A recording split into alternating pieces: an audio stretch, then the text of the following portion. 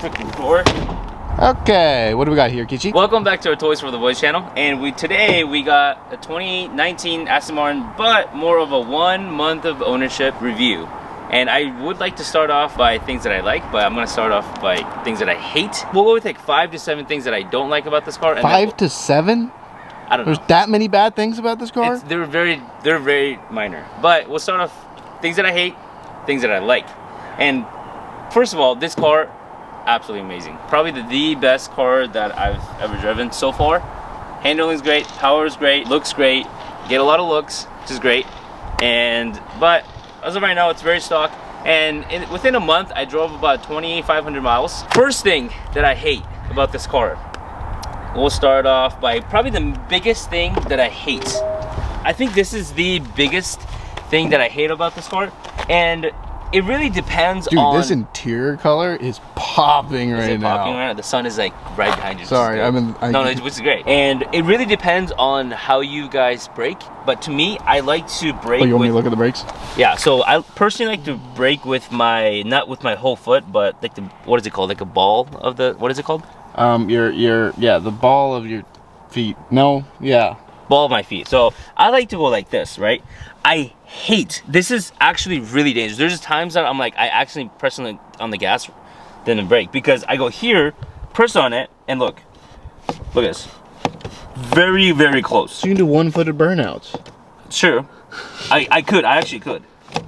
But this is actually kind of weird. Isn't it weird? That's a little close. I mean, I would expect that on a manual car. Right. So yeah, I think the first thing, and this is the one thing that I absolutely hate about this car, is this. You guys might like to brake like this, you know, not a problem, but to me, Kichi, you know that real race car drivers brake with their left foot, right? I know. Yes, but I'm not a race car driver. You know, I don't have to go like this. It goes back to, you know, how you drive it and how you like to brake. I personally I have the most control with braking like this with the ball of my feet. The left side of your foot. Left side of my right foot. That's yeah, confusing. so when you slide over, you need to make sure you slide over enough so when you press the brakes, you're not pressing the gas. Also, so what I've been doing lately, which I'm getting used to, is the angling it. So I would have to angle a little bit. Well, that's the one thing that I hate about this car. That's your #1 biggest gripe right now? No, honestly, my biggest thing, which I'm getting used to it, so it's not a problem anymore. But at first, you know, if you're new to this car, it might be a problem. But like I said, it depends on how you guys. So that's the first thing, and then the second thing, and from now on, they're all gonna be really stupid. It's just totally my opinion. You see this AC vent? Yeah. AC vent. So hold on. Let me start this car real quick, just in case. Right? So here, right? You see a steering wheel. Okay. The AC is literally hitting the steering wheel. So you have a cold spot and you don't like that, or? No, it just doesn't hit my face or anywhere. It literally comes only half of it. No, I see it from your put it in your perspective. It might be better, yeah. So I'm driving like this, right? So you guys can see that it is absolutely blocked. I only feel it left side of my face, and it's stupid. Yes, it is, but it's, to me, when it's really hot, San Diego gets hot. Okay, but in most cars, that vent is the worst because it is farthest away from the AC box thing, because it's always, AC system is always on the right side, and that's the least powerful vent in almost every single car. I guess. But so they're kind of useless. Like in my BMW, I literally have it blocked off and I shove the boost gauge in that vent because it never worked. I mean, it worked, but it wasn't good enough for me, so I'm like, I'm just gonna block it off. So maybe we'll put a gauge or something in there for you. Maybe. Yeah. But also, I don't want you to do that because... Why not? Because for me, I cannot put my phone mount anywhere because it's all leather. There's no plastic part. So I like to put my phone here, like for example, like this. Oh, so there's two vents. So 2 vents are blocked. So I have to go. So you already see this is facing me because today is not too hot, but during the summer it gets really hot. Have you thought of like a double-sided tape stick-on mount? Oh, like on this? But not on that, just somewhere. But where? You know, right here? I mean, sure. You could go on the right side of your center console, so it's not directly. You shouldn't be touching your phone while you're driving, Kichi. No, I don't. But if I wanted to look at the map, then it's like AC vents. Maybe we should get you a nice Apple CarPlay setup in here. Sure. Speaking of Apple Play, so that was my second thing that I hate about this car. You want to turn off the car so I can hear you? Yeah. Third thing that I hate about this car. What year is this car made, Kichi? 2019. Infotainment system is garbage. So Oh. I had a 2017 Mercedes for the longest time, and this it's the same exact thing, and I hate it. It's a 2019, no car Apple Play. Damn, that looks pretty bad. When I look at the navigation, it's even worse. Look at that. What am I looking at? Like, look at this. What am I looking at? This is what Lewis and Clark used to come over here and find the West Coast. Exactly. Exactly. Who's the founder of America? What's his name? Christopher Columbus. Yeah, Christopher Columbus type shit, dude. Don't question me on my basic American stuff. But yes, so to me, I think this is a little like, question. ridiculous. You have no Apple CarPlay? Like you can't even plug in Apple CarPlay? Nope. I connect my phone all the time with this. It's connected straight to the car. No CarPlay. I tried it. So I guess you can go to Aston Martin and get it installed. But like, why do I need to do that? This previous owner paid $197,000 for this car. So why do I need to do it? To me, it's a little ridiculous. Android Play, Apple Play, whatever. They should they should come, right? So to me, it's a little stupid. So that was the third thing that I don't like about this car. Pedal vent, and then yes. Right. All right. So let's move on to fourth. So another interior thing, right? Because I mean, at the end of the day, I'm the one like driving it inside. I see a lot of small things that I don't like about this car. And yes, this is I'm the second owner of this. We're technically third by second person owning this car. So previous owner bought it, a person, but he registered it under his company, and then it was me. So technically third owner, but not really, right? So maybe this doesn't come out of the factory like this, but if you open it, right? What's nice about British cars is that it's literally an art of stitching and everything's great. But look at this. Are we looking at the door panel? This car has about 37,000 because I put about almost 3,000 miles, 2,500 miles, right? Look at this. Oh, I love these games. I wish we had a mic we could just hold up next to it so they could hear the noises. Right. So it's things like that. Yes, I am banging on it, wasn't this the door that made the noise when we first bought it? Yes. So apparently all Vantage come with that problem. Almost every single one of them. Is it the window regulator? I don't know if you researched it. Yes. It just gets loose or broken and it rattles. Right. So small things like this. I don't know how many times they open and close the door, but it is a relatively low mileage car. Right. So I don't think it should break, especially in 2019. I mean, my Raptor's a 19. It doesn't rattle that bad. Right. So it rattles, and then this how loose certain things are in this car. To me, I think that shows the. Oh my god. Right. It's really loose. Yes, maybe I can tighten it. It's not the biggest problem. You shouldn't have to tighten it for a $200,000 car. Exactly, that's what I'm saying. So, do Lamborghinis do this? Lamborghinis? Yeah. Probably not, dude. We should quality test a Lamborghini. I know Porsches don't. Right, they don't. You're right. You can get like a 2005 Porsche and still solid. Great. Yeah, it will take 80,000 miles, right? So, yes, maybe British cars like Range Rovers to Aston Martins to whatever. Hey, they're hand built. It just depends if it was a Monday or a Wednesday or a Friday. Yeah, right. It was Friday night. You're just like, screw this. So that's a thing that, like I said, after the first problem, they're all stupid. Fifth thing is the strap. The strap? Okay. What? Wait. The door strat thing. What is it called? Strut. You're talking about the shock. Okay. Shock. Yes. Yeah, whatever it's called. It has a hydraulic gas shock assisted door that you have to force to close. Right. So it's great because when opening, very smooth, right? Yes. Also, what's nice about it is if I wanted to stop our door here, it kind of does, right? Or right here, it does, right? But if you open it all the way, you actually have to push. Yeah. Push. It doesn't even close. I'm pushing it pretty hard. I'm a stronger guy. Slam that door, Kichi. You can't even be mad and slam the car door. See? Then it finally closes. Yeah. Yes, it is a gentleman car. They don't like to freaking slam on a freaking door. But... Hey, that's probably why that door rattles. Probably. But it does get annoying. I'm used to it now because I sit down and then just slowly... You have to slowly, pull it. Then you can close it. You know what would be something nice that if they adopted onto this that I know Mercedes has? What? Soft close. I agree. Like if you just let it close and then it sucks it in.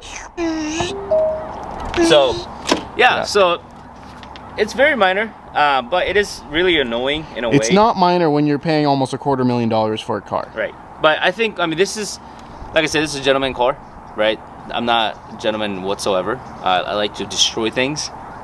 not as much as over team, but I still like to destroy things. I mean, I put 2,500 miles in like a month. So that's the 5th, minor things, and then the 6th. I wanted to have the first one, the biggest problem, and the last one, the biggest problem, which is Matt Armstrong did talk about this in a couple of videos ago, maybe pretty recent, maybe like a week or 2 weeks ago. He was talking about, yeah, so he bought a DB.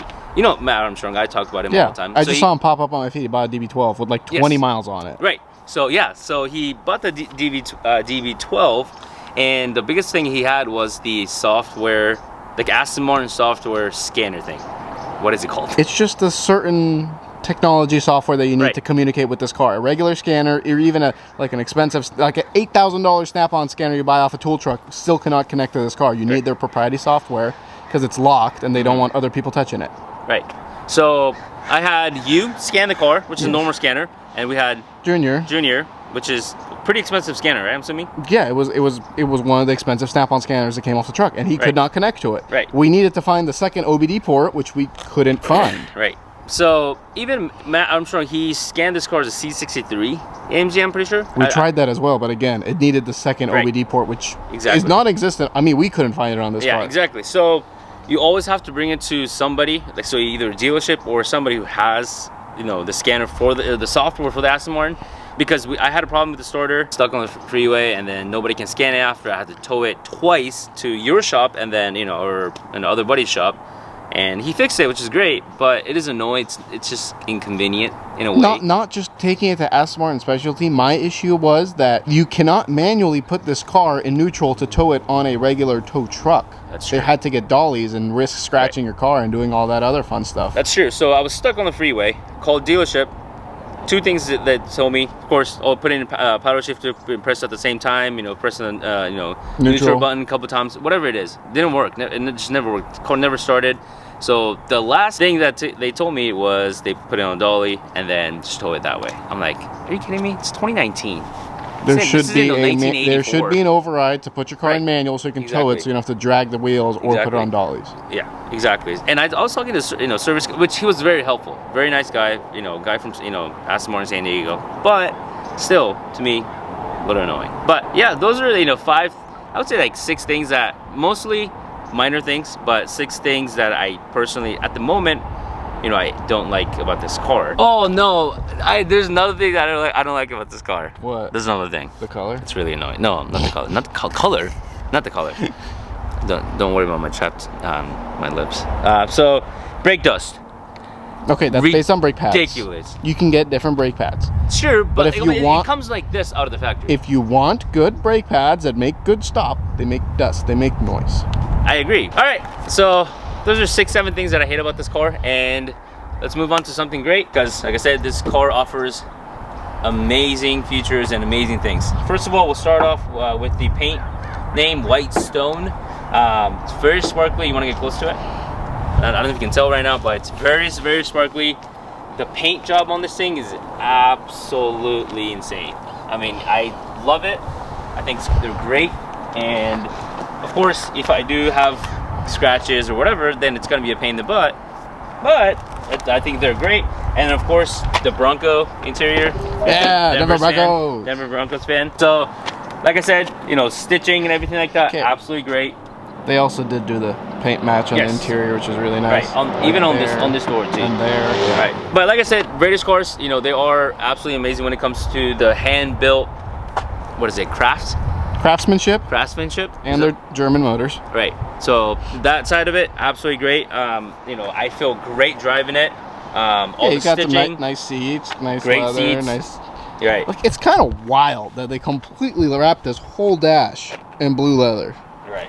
Even like, you know, driving it, all I see is this, of course, but look, all the stitching on this side, right here, it's great. Keep in mind, none of it is lifting. Like a lot of newer cars do, like the Corvettes and the Lambos and whatever, their dashes, the leather lifts. So what are you doing on this side of the car, Kichi? I am opening the hood. Oh, that's weird. Hey, can you show the viewers your glove box? Oh, that was another thing that I was thinking about on the way here that I hate about. I'll show it to them while you open the hood. So you come to the passenger side where you usually keep your racing gloves, because it's all the glove box, and you're like, oh, there's no handle. Is there a button or a secret way to get in? No. This does not open. This is solid. It's just the panel. There's no glove box. You have a little cubby here and a little door cubby there. And that's about it for storage. I mean, you do have the back, but for like little item storage. So the second thing that I love about this car, I'm going to hide in the shade, Yeah, go on. is of course the AMG motor, 4-liter V8. I think, cool, you know, correct me if I'm wrong. You guys can correct me because I don't know much about cars. I'm pretty sure the turbos are different from the Mercedes to Aston. So Aston did put their hands on this motor as well, I'm pretty sure. Well, correct me if I'm wrong. Mr. Was it Talus, right? Talus Ray. What's up, Talus? Well, it's his final inspection, so I mean, he didn't build it. I don't think. Well, he put the final eyes on everything before he left. Right. So of course the power is great. Sounds amazing. Honestly, for a stock car, sounds absolutely amazing. And 505 horsepower. I know the newer one has like 630 or something ridiculous, but we'll get there. We'll get there. The 2024 one, but 2019 it comes with like little over 500. We'll just say 505, 510, somewhere around there. Would you say that this is more of a mid-engine car than a front engine, just because it's so tucked back? So it's usually, if it's like the motor is behind the axle and you're pretty close right there, because there's your wheel. Technically, like it's pretty close. So would you say it's more of a little bit of a mid-engine more than a front engine? What would you say? Well, mid-engine's usually in the back. It is. It's true. That's why. But I think that's why it does handle a lot different. I don't know if there's a word for like a pushed back motor, because in comparison, I mean, if you look at it, half that motor's underneath the dashboard. Right. So it is a very pushed back motor. Yeah. Which should help in handling a lot. A lot better. A lot better, would you say? A lot better. Okay. So there's that. Let's start with the car and hear the car. Better. A little better. Ready? Yeah.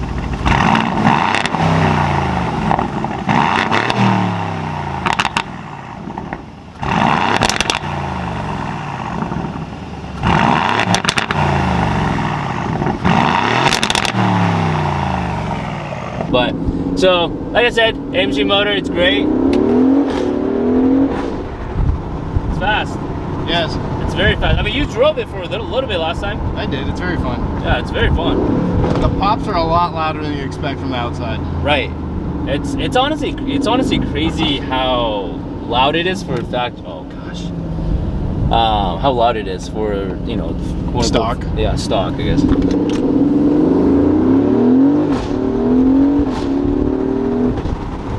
All right, we're onto the phone. So press on the brake, force, put in drive, traction control off, brake all the way in, gas.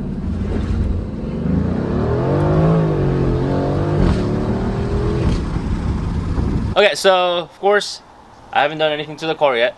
It's all stock. It's still very fast. Sounds very good. So thanks to guys Voodoo, Eric and Danielle, for letting me drive, you know, I will insert the clip that I sent to our team.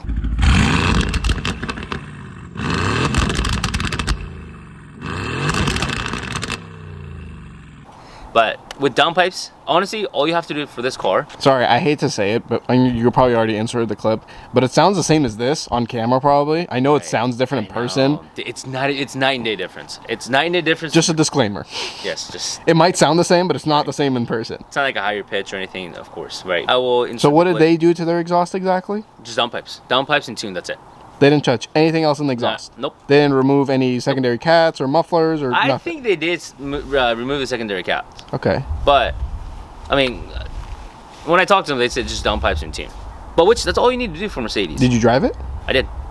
Well, on a scale of 1 to holy shit, how much faster was it? Not holy shit fast, to be honest. It's not like, oh my god. Did you notice a absolute difference between your car and that car, or was Tiny bit. Tiny bit. Just honestly, just a tiny bit. Mm. Yeah, I haven't done anything to this car. Stock. Sounds amazing. You guys don't have to do anything, but I will definitely recommend you guys do downpipes, which I did install downpipes. Oh, sorry. I did order the downpipes. How long the hood is, I love it. The front end of this car is beautiful. It's kind of like an AMG GT, but that's, of course, different, you know, body. Aston Martin, absolutely love it. I do like these headlights a little bit, honestly, a little bit better than the newer one. The bigger, it's crazy with Aston Martin is that they went really small with these, like my eyes, and then headlights are a lot smaller on these, you know, older ones, and then the newer one, 2024 and or 2024, 2025 and up, you know, ridiculously big, like the DB12, which I do like them, but they didn't. Wish they did somewhere in the middle where it's not too small but not too big, right? So, but I honestly I like these headlights more now than the newer ones. The newer one comes with smaller front lip. I love the factory front lip on this thing. Huge. They're pretty big for. They're really big. Looks good. I think they look great. Yes, it's not carbon fiber or anything like that, but I can care less if they're. Would you like that paint matched, or do you like it black? Black, for sure. Okay. I like the accent of black and white on this, and so I think that's one thing that I think I really love about the looks of it. And then of course the mirrors, they come out really, you know, I feel like pretty long. I feel like Yeah. Would you say wide? Wide, yeah, like longer here. I love the GT style, but also like race car-ish look of it. I love it. I'm glad this wasn't black or carbon or anything like that. I honestly like it white. I'm not, so I used to be, big into carbon fiber parts and everything like that, but I drive so much now that like front lip, scaring, but like I'm always scared about scraping it and everything like that. Honestly, I can care less of carbon fiber. I'm not I don't need to, do anything with weight or anything like that, whatever they're called. And then of course the back looks very mean, extremely mean. And one thing though that I can say is that when I'm driving at night, so this lights up and the middle part lights up, but sometimes I wish they all lit up. I don't think they do. When I was driving behind you, which that was my first time ever driving, seeing my car drive at night, it's only this one and this one lights up, and I'm pretty sure these are like the brake lights. Yeah, I'm pretty sure they are. And then of course the spec, they come with this stupid stuff. Don't really know why. But other than that, sensors are great. A little too sensitive, but more sensitive the better. What sensors? Like just car sensors in general, just like all, like parking sensors. Gotcha. Is that what they're called? Yeah. Yeah, parking sensors are great. A little too sensitive, but I think they are pretty good. Like I said, I would rather have it too sensitive than not sensitive at all, right? And then 2 pipes. I think the new one comes with just singular pipe. I think, what is it called? What are you doing with your hand there? Like singular pipe, like this. Yeah. But I think our team, or maybe Junior, they might change it to one bigger one. That might look a little bit better. We'll see. So yeah, I think I can go on and on and on about this car. So I don't want to go. I don't want to make this video like 6-hour long video, which I pretty close. Talk. It's been like what 30-40 minutes now, I think. Probably. So, but yes, overall, a couple things that I don't like about this car, but it is hand built, like our team said, and other than that, they're all great. And so I should have said this in the beginning, which I might add this in the beginning. But so I am planning to do a lot more to this. I am taking my time because financially, I'm not struggling, but it's hard nowadays. And so I just ordered downpipes. And I'm going to order wheels. I just don't know. I'm actually not gonna have that, just because. And then I'm going to have our team, do not body kit, but like side skirts, a little wider side skirts, cosmetic stuff and stuff. And then we'll go off of, I would say downpipes first because I love the sound of it more than a lot of it. What a lot of the other parts. So we'll start with downpipes. And then downpipes and tune, of course, and then I will probably go into suspension, some kind of KW kit they have, like the adjustable ones, and then I will probably do wheels after, and then we'll go on to cosmetic stuff, side skirt, maybe a little different types of diffuser, or maybe bigger front lip, and then livery to end. Woo! So, but yeah, so that's pretty much it. I hope this video was somewhat informative for you guys that are thinking about getting 2019, like a 2023 or 2024 Vantage. And yeah, so anything that you want to, any questions you might have for our team? Not at the moment. One thing that I want to bring up is how, I don't want to say we're pioneering the way, but there isn't too much support for these cars aftermarket. You can't go buy an aftermarket bumper or side skirts or wings, or I mean, you can buy wheels, but it's like there's not too many people modifying these cars in general. Right, I do agree. And honestly, I mean, does make sense though, because when was the last time you saw a Vantage? You talked about it maybe 2 weeks ago. Yeah. I barely get to see it, even at a car show. Yeah, these are very rare cars. Yeah. But I feel like if there was more support for them, they could have been more popular. Right. I wish. Yeah. So I think what Aston Martin needs to